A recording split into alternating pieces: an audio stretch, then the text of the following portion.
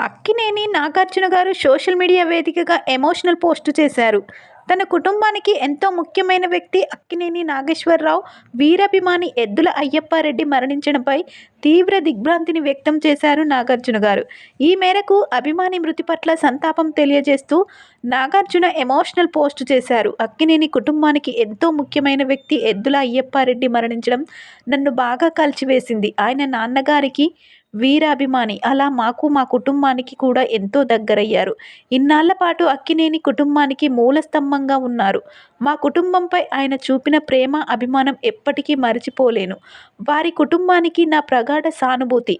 ఈ కష్టకాలం నుంచి వారు త్వరగా కోలుకోవాలని ఆశిస్తున్నాను అంటూ భావోద్వేగానికి గురయ్యారు నాగార్జున గారు. ప్రస్తుతం ఈ విషయం కాస్త ఎంతో వైరల్గా మారింది. ఎద్దుల అయ్యప్పారెడ్డి కర్నూలు జిల్లాకు చెందిన వ్యక్తి.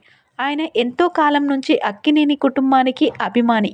అక్కినేని కుటుంబానికి సంబంధించిన ప్రతి పనిలోనూ ఆయన సహకారం అందించేవారట. అలాగే నాగార్జున ఇంట్లో జరిగే ప్రతి శుభకార్యంలోనూ పాల్గొనేవారని సమాచారం.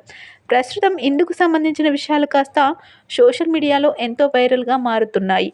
ఈ విషయం పట్ల నాగార్జున గారు ఎంతో ఎమోషనల్ అయ్యారంటూ తెలియజేస్తూ ప్రస్తుతం ఈ విషయం కాస్త ఎంతో వైరల్ అవుతుంది.